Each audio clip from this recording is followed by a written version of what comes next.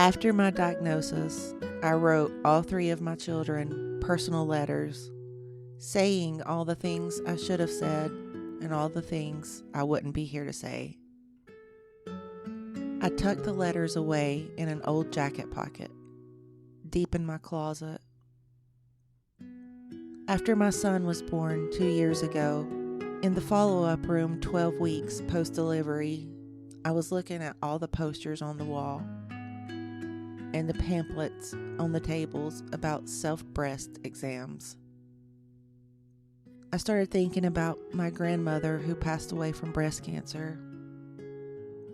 And when the resident came in, I asked, "Should I get a mammogram?" She said, "Well, they're not really telling people to do it until you're 50 now."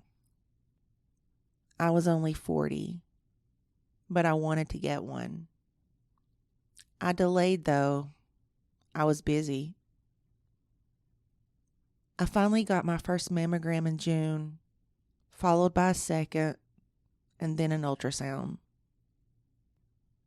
and then a biopsy.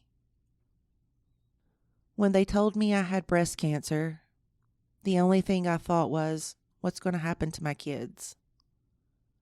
And if this was something that I have passed on to them. So after genetic testing, I got the results. I was negative for HER2 and the BRCA gene. I lost my dad when I was 9. And what bothered me worse than having cancer was thinking about my own children growing up without me and being in denial like I was until early adulthood. It's been one complication after the next, from my first surgery to my 7th.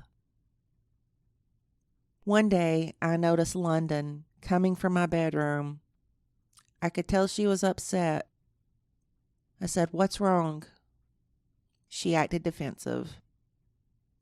When she finally told me, she said she'd found the letters, and she had read all of them.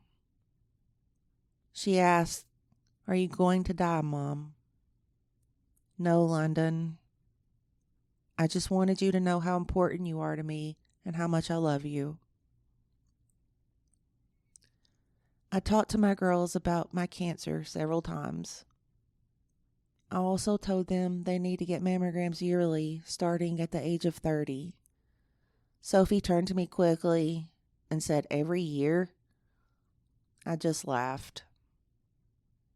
Anytime I talk to my friends about the importance of having regular mammograms, I think about my son and how he saved my life.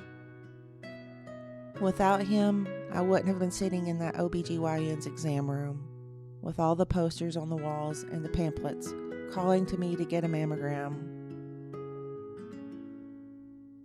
I still have the letters I wrote my kids, just in case.